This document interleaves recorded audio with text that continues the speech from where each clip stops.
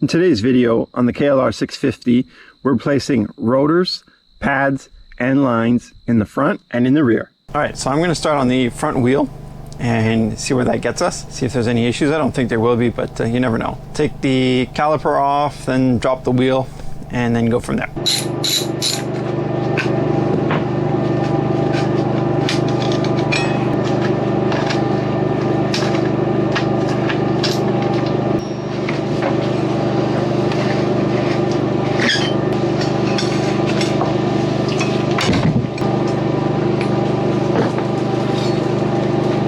All right, so I got everything off, which is nice. It wasn't too bad, it's pretty easy.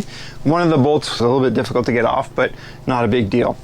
So what I've done is this is the original, and I'm replacing it with an EBC brake rotor. They are a little bit different in terms of looks. And clearly, I don't know if it's gonna show up there, but they are a bit thicker. The new one's definitely thick. I know that when I measured the old one, it was right on the limit for it needing to be replaced. So it's a good thing that I'm doing this. I'm gonna go ahead and install that.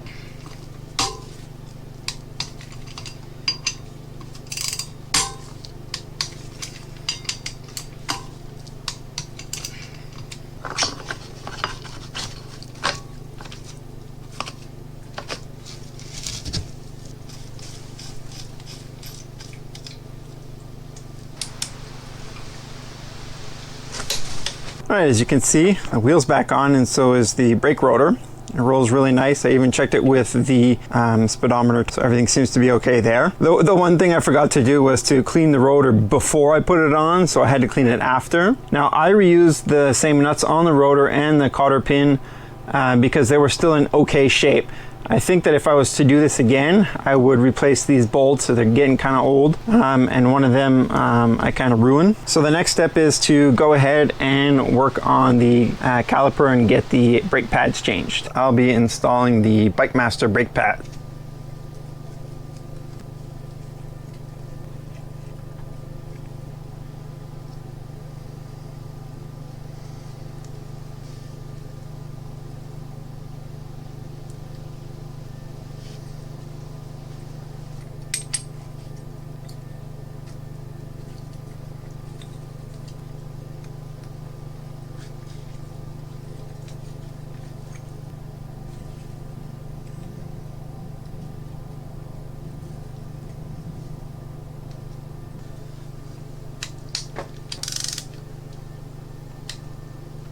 All right, not too bad at all. It was pretty simple. I did add a little bit of brake grease here and here, which is the sliders for the brake pads. Really simple install. The only thing I had to do was just undo the bleeder valve just to be able to push the cylinder back in. But other than that, came out pretty good. So now I'm gonna move on to doing the brake line. And the brand I'm going with is Gaffer USA, because they actually come in a nice little kit for the front and rear and includes everything: banjo bolts, crush washers, rubber grommets. Makes life so much easier.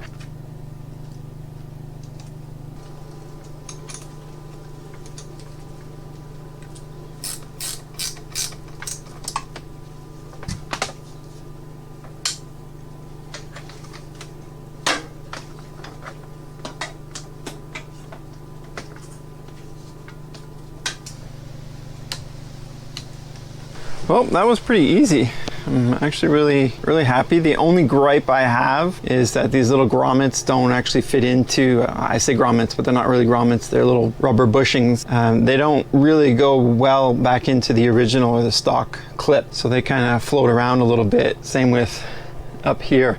And side note, those are the only two real things that you have to kind of get out of the way. Routing is fairly simple. You don't have to worry about anything complicated. It's pretty straightforward. I'm gonna now go ahead and bleed the brake line. To do that, because I'm alone and it's sometimes a little bit difficult, but I have this Motion Pro bleeder thing. It's basically a one-way valve. Well, that's it for the front brakes. Most of the squishiness is gone, so that's pretty good.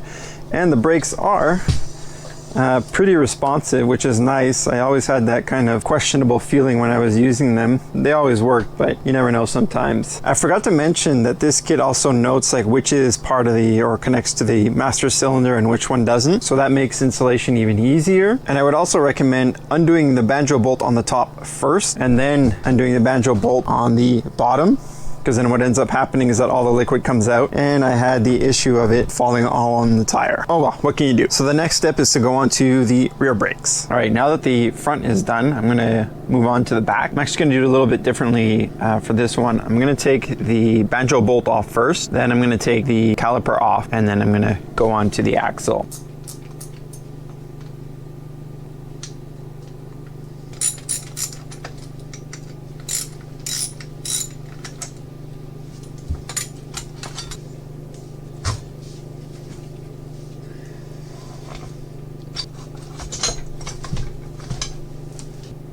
Oh God.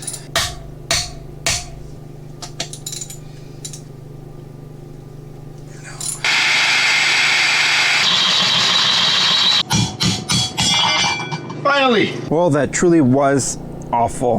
Man, it took me maybe a half hour to get all this stuff drilled out, cleaned up, and ready for the install. Unfortunately, these bolts there's no way I could recuperate them. I tried heat, I tried penetrant oil, I tried even one of those hammering impact drivers. That didn't do anything. I even had a second wheel from a parts bike, and it was the exact same situation. I did everything exactly the same except for drilling, and I still, for the life of me, could not get it off. So my recommendation is, if you're going to do the rear wheel and you're going to do the rotor, make sure you get the bolts. And I would say, even if you just want to make sure, get the ones for the front.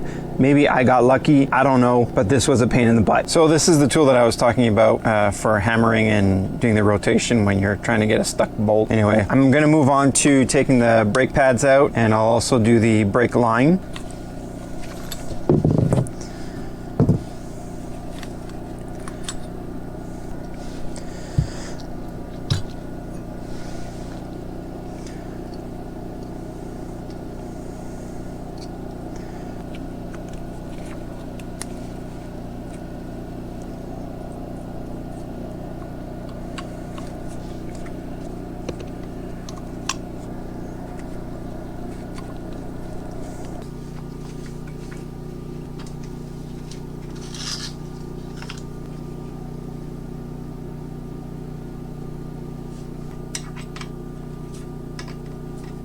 All right, I finally got the bolts for the rear rotor. It took about a week. It's an original Kawasaki part. I don't know if I could use anything else just to be on the safe side.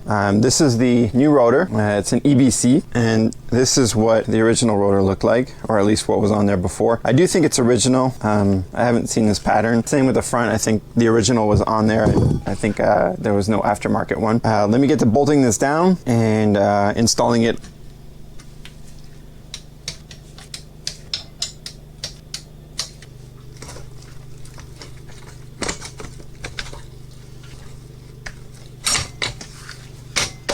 All right, now that the rear wheel is on, it's spinning free, it's not tight. I need to adjust the chain, but I'm gonna put the caliper on. And since I forgot to hit the record button, I'll show you how this works on this brake. It's very simple, but at least it helps you when you're working by yourself.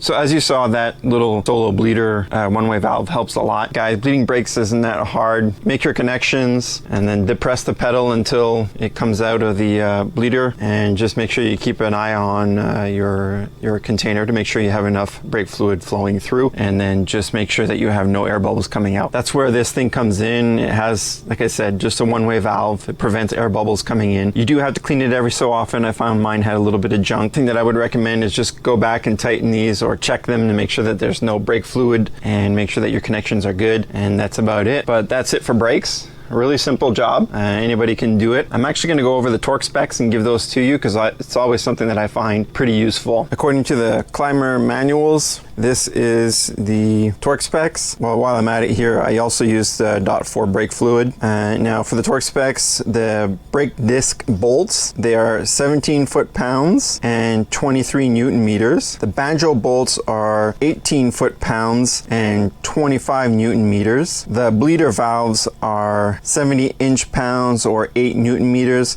Honestly, these ones I just tighten my hand until it feels good. And the caliper mounting bolts is 18 foot-pounds or 25 Newton meters. And let's not forget the axle nuts. For the front, it's 58 foot-pounds or 78 Newton meters. For the rear, it's 69 foot-pounds or 93 Newton meters. But that's it, guys. It's a really simple job. It's something you can do in the afternoon. Highly recommend it to do yourself. Just take your time. I really believe that even a novice can do this. It's really not complex. If you played with Legos, it's kind of the similar concept. Just put the pieces back together. Also, just in case you're interested, I use Gaffer USA brake lines. These are stainless steel braided lines. They're coated. I also use EBC rotors front and back. Also for the brake line is also front and back. And for the brake pads, I used Bike Master. It's whatever I could afford or use or get at the time.